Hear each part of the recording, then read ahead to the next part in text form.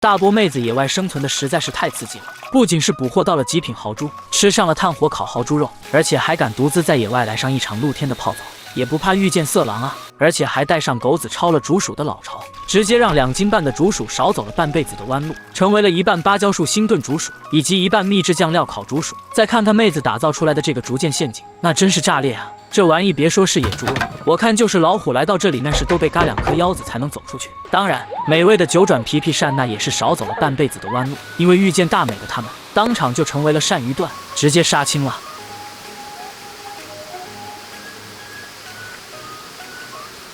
上期大波妹的竹箭陷阱大杀4方，直接送走了一只极品大豪猪。看看这清理干净之后的极品大豪猪，这外观这肉质，那绝对是令人不由得流起了哈喇子。先剧透一波，这只大豪猪应该是一只猪家长，因为大美后续还会抓到2只豪猪宝宝。至于豪猪宝宝的命运会是什么样，大家拭目以待。搞到这般的极品大豪猪之后，大美自然是要祭奠一番自己的5脏庙才行。将一只猪后腿给切割下来之后，再在上面打上一些花刀，而且大美打的花刀的深度可是不浅。这样的话，在接下来将盐和胡椒粉等调味料撒上后，再进行按摩腌制时，花刀部位能够让腌制时候快速入味。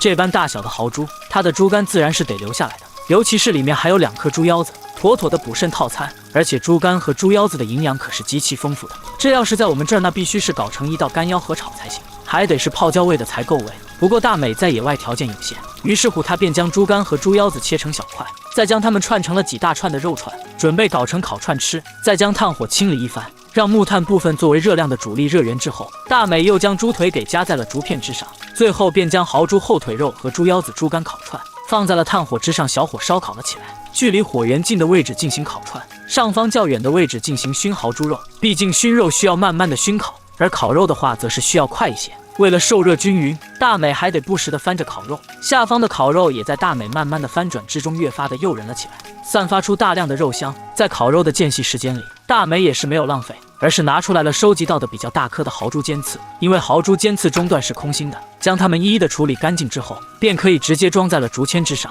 而且为了箭矢有着极佳的稳定性和精准性，大美还在箭矢尾部装上了树叶箭羽，再给竹签末端加装上树叶制作的箭羽后，这样一根新的箭矢便制作完成了。豪猪尖刺极其尖锐，改造后的箭矢杀伤力那是直接提升了好几个档次，怕是可以直接射穿大腿粗细的芭蕉树干了。完事后的大美就连烤肉都没先吃，而是拿上了弓弩，来到了一旁的芭蕉树边，试射了弓弩。一时间，山林之中 biu biu biu 之声不断响起，伴随着箭矢声音的，还有一道道破空利箭直接击穿了芭蕉树干。看看这效果，要是击打在猎物之上，那绝对是恐怖如斯啊！试射完毕之后，烤肉和烤串也快成熟了。大美将火调小了不少后，便拿来了换洗衣服。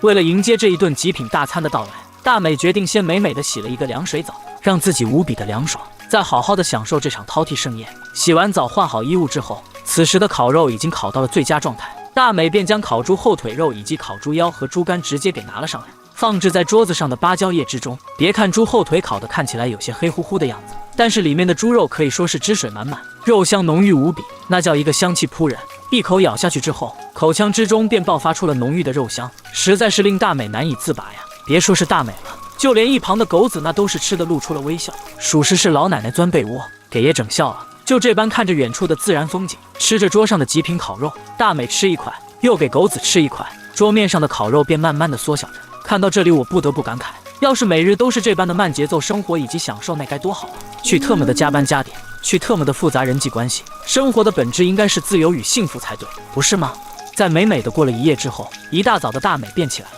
又准备带上狗子出去溜达溜达，顺便看看逐渐陷阱还有没有新的惊喜。虽然这种概率不高，但是生活嘛，总是要有一点期待才行。而且大美打造出新型的箭矢之后，也是想找猎物试试剑法，可惜的是不仅没发现猎物事件，而且逐渐陷阱之上也是空空如也。随后大美在狗子的带领下，来到了附近的另外一处岩石地带，而狗子此时也是在一处石缝口处停留了下来，并且使劲地嗅起了鼻子，不愿意离开。这一看里面就是有东西的节奏，见此状的大美赶紧地向前查探了起来。没想到的是石缝还挺深的，更没想到的是里面竟然有着2只豪猪。看到2只小豪猪后，大美算是明白了，昨儿被他嘎腰子吃肉的那只大豪猪，估计是这两只小猪仔的亲爹。即便是不是亲爹，那至少也是隔壁老王级别的邻居，抓了人家的爹。两只小豪猪看起来也是极为可怜，为此大美准备先将它们带走。不过小豪猪虽然小，但是半身都是尖锐的毛刺，可是不好下手。为此，大美寻来了大量的石块和木块，准备先将豪猪洞口给堵上，之后回去拿出抓野猪的工具后，再回来带走这两只小豪猪。在确定了洞口封堵的严实，小野猪跑不出去，加之还有狗子在一旁守着后，大美便直接来到了竹箭陷阱处，将陷阱拆了，因为她要利用竹子打造捕猪装置。现如今大豪猪肉还有很多，足够她吃的，为此竹箭陷阱也没有了存在的必要。将竹竿切割成1厘米宽的竹条后，大美便用它们开始做起了编织来。先是采用十字编织法，编织出一个长宽都在1米左右的镂空竹席子，再沿着一边将整个竹席子给卷起来，形成一个圆筒，里面便有着比较大的空间了。圆筒的一端直接将末端的长竹条收拢在一起，并绑扎好即可。而另外一端的话，大美则是采用了捕鱼竹笼的收口方法，形成了一个进口大出口小的笼口后，整个抓猪竹笼便算是彻底的打造完毕了。随后大美回到了豪猪洞所在地，狗子依旧还是在一旁老老实实的看着场子。大美将洞口的石块些一一的搬离开之后，便将捕猪神器直接对在了洞口，接着又砍来了一根木棍，对着洞口里面的小豪猪驱赶了起来。没见过大世面的小猪仔，在两座巍峨山峰的压迫感之下，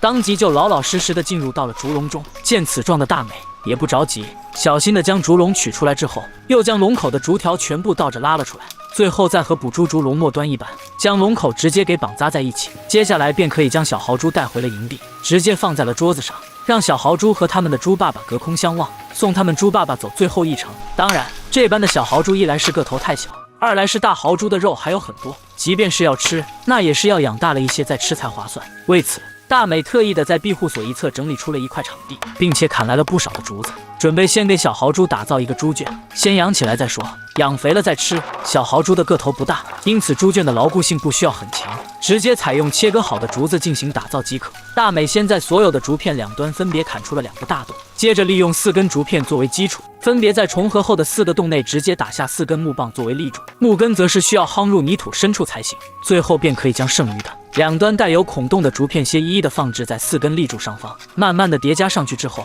大美一共使用了48根竹片，便将猪圈的高度建设到了60厘米的高度。这样的猪圈对于小猪仔来说已经是足够高了。为此，大美将捕猪竹笼给拿了过来，将笼口解开之后，便开始小心翼翼地把里面的2只小豪猪给倒了出来。这个过程可得小心，避免小猪仔受伤。倒出来的小猪仔看着4面竹墙后，那叫一个一脸懵逼，而大美则是检查了一番，确定猪仔安好后，便去将为数不多的山药给拿了过来，利用打野刀将一整块的大山药全部切碎，扔进了猪圈之中。本以为饿了2天的小豪猪会快速的吃食，但是看样子他们很谨慎，毕竟他们可是清清楚楚的看到了眼前这个女人有多凶猛，直接将他们的猪爸爸烤得焦香四溢的。大美倒也不管那么多，野物的驯化需要一个过程，饿得受不了的时候，小豪猪自然会吃的，而他自己今儿可是还滴水未进，此时自然是要好好的煮一顿大餐来安慰他和狗子的五脏庙。搞了2颗鲜嫩的芭蕉花直接切成丝，还需浸泡去除苦涩的味道。接着又割了一大块的豪猪肉，将其切成了厚厚的薄片，足足的搞了一大盘子，最后直接放入到火堆之中后，来了个大火烹炒起来，再加上芭蕉花一同烹制之后，整个芭蕉花炒豪猪肉可是美得很，那叫一个色香味俱全，让大美和狗子开心的大快朵颐了起来，吃的那叫一个美滋滋啊！这日子过得那真会神仙也不换啊。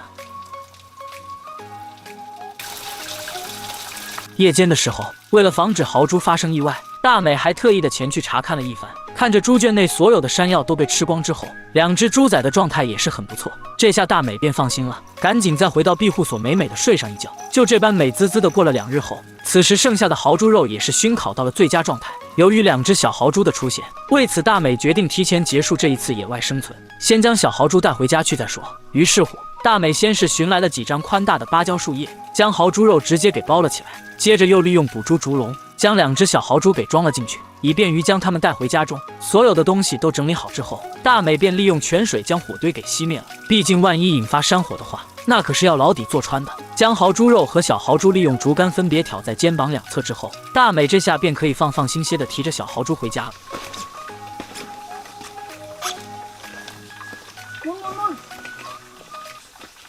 回到家后，球迷立马便着手起来，开始给豪猪建造豪华猪圈。相较于之前的简易猪圈来说，这一次大美先是升级了豪猪的猪圈底部高度，打造悬空的猪圈，这样不仅有利于通风和防止地面湿气过重，而且还有利于清理猪便便等。而另外一个升级则是这个新猪圈可是有屋顶的，这样的话便不怕雨水的侵袭了。大美之所以决定提早归来，也是有这一方面的考虑。至于猪圈的墙壁部分，那自然还是利用竹片来打造，这样的话建设速度能够快上不少。一共花费了不到2小时的时间，大美便彻底的完成了猪圈的打造。而2只小豪猪也是幸福的入住了新房。虽然对于新的环境来说很是陌生，但是之前可是吃过大美给的山药，2只豪猪看起来要比之前活泼了一些。而且这一次大美又拿来了新鲜的苞谷，这个季节的苞谷鲜甜多汁，对于小豪猪来说，那绝对是平日里根本就吃不到的。为此2只豪猪见到这样的极品美味之后，那是无比的开心，当即便激动地吃了起来。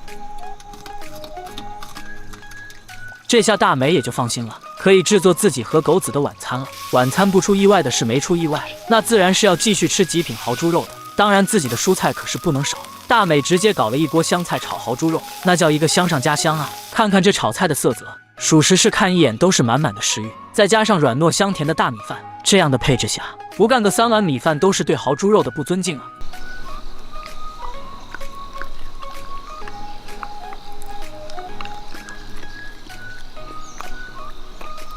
结束上一次荒野已经1周左右了，这一次的大美再次迫不及待地开启了新的出行。相较于前几期庇护所建设地点来说，这一次大美选择在了一处山谷溪流处。大美之所以在这里建设庇护所，主要还是有2大点的好处。第一是旁边就有一片竹林，能够提供大量的建设庇护所的材料，方便快捷。第二则是炎炎夏日天气实在是太热了，将庇护所建设在溪流之上，那绝对是天然的避暑宝地，而且取水用水都是十分的方便，有这么充足的水源，这也为大美后续在这里打造淋浴装置以及捕捉溪流鱼奠定了坚实的基础。建设庇护所这点工作，那对于大美来说可谓是老太太擤鼻涕手拿把掐的事。利用粗大的竹子当做房屋立柱的横梁，再借助一旁倾斜的树木作为一端支撑，搭建出距离水面1米多高的平台作为房屋内部地面，而楼地面和屋顶部分均是采用大竹子敲打开来，形成大块的竹板，直接铺设上去即可。至于背部墙面部分，大美则是编织了绿白相间的竹席子，直接绑扎在立柱之上。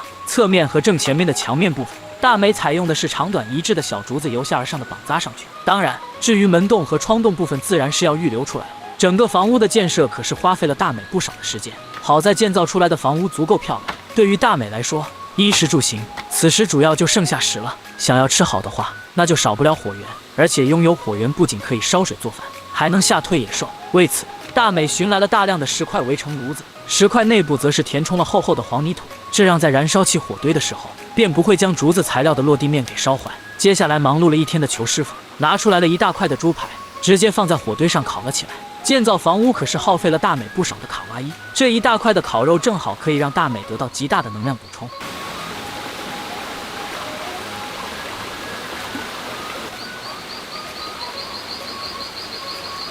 当然，如果不够的话，那么加上美美的睡上一夜，必然是能够恢复的。次日一大早，能量满满的大美早早的起了床，喝了一口咖啡提个神后，便又拿上打野刀，对着年迈的老竹子动起了手，让他体会到了天灵盖漏风的快乐。接着又在老竹子的伤口处捅入一根根的短竹子，很快的一把竹梯子边制作完成了。完事后直接往楼地面旁一放即可，而且大美还如法炮制的制作出来了竹栏杆，一下子就让庇护所的颜值提高了不少。选择在溪流旁建造庇护所也不是全是优点，至少捡干柴这事就不容易。为了夜间的火源不断，大美也只得在附近砍了不少的柴火，挑回去备用。这些柴火虽然湿度比较大，但是也因此烧起来更为耐烧一些。不过在大美挑柴回家的时候，却是发现了意外，因为就在不远处，大美发现了一根带纹身的辣条，这可是把大美激动惨了。扔下柴火，提着打野刀就便疯狂地追击而去。这条皮皮扇见状可是被吓得不轻，转身就开启了狂暴逃命模式。可惜大美的速度实在是太快了，上前一把抓住皮皮扇的尾巴后，他们就搞起了拔河模式。最终皮皮扇哪里是大美的对手，3、5个回合下来后便被大美给拿捏住。此时的他和大美肩上的柴火那是没有一点点的区别，最终被大美带回了庇护所。转眼间，皮皮扇便实现了少走半辈子弯路的梦想。1米5、6的身体，先是被大美切割成了好几段。这些鳝鱼段，大美打算留着日后再吃。为此，他特意的将它们用竹篾给绑扎了起来，最后直接挂在了火堆上方，成为了熏鳝鱼段。而剩下还有一大根的皮皮扇，则是被大美来了一招秦王绕柱，绕在了竹竿之上，最后架设在了火堆上方，慢慢的旋转着，搞起了烧烤皮皮虾。有一说一，这真是山外青山楼外楼，打野还属大美牛啊！经过炙烤后的皮皮鳝看起来焦黄焦黄的，大美撕扯下一块瘦肉，再蘸上酸辣汁，一口咬下去后，那味道别提了，那简直是好吃到灵魂冒泡啊！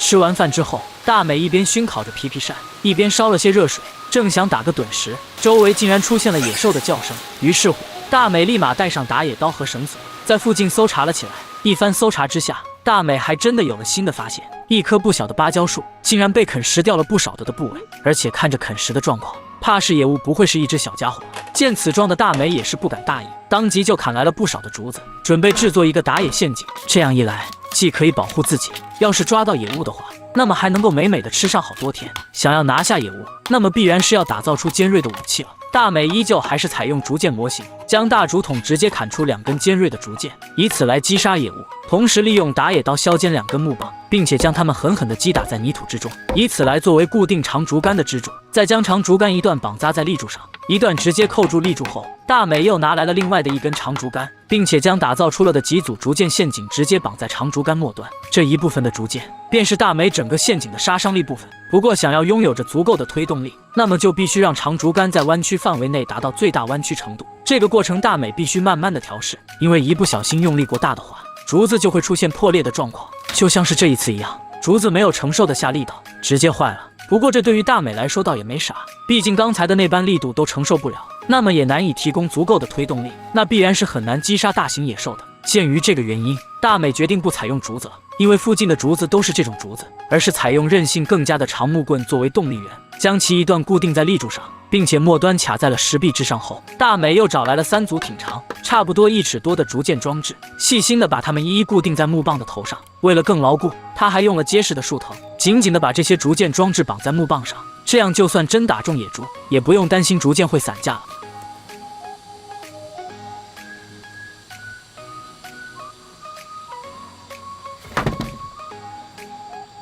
绑好竹剑后，大美开始摆弄那根长木棒，调整到合适的弯曲程度后，就迅速固定住。看着自己的杰作，大美相当满意。接下来就要做那个让陷阱动起来的机关了。她用绳子绑在竹剑这边的木棒上，然后绕到身后的柱子，一拉一扯，嘿，这装置就灵活地动起来了。大美可细心了，一点一点的调整，直到找到那个最完美的力度和角度。最关键的一步来了，大美把小木管立在地上，用绳子末端的木棍卡住它，让这2样东西保持一种微妙的平衡。然后他把出发点设在绑在小木棍上的绳索上，再把绳索的另一头固定在通道边上。这样一来，只要有野物不小心碰到绳索，就会拉动小木棍，然后砰的一声，竹剑陷阱就启动了。大美还亲自用木棒试了试，那效果简直了，灵敏的不得了。测试完，他先把陷阱恢复原状，然后又找来一堆树枝和枯叶，把陷阱遮得严严实实的，只留出一条小路给野物走。这样一来，野物要是想从这里过，那可就得小心了，一不小心就会触发他的竹剑陷阱，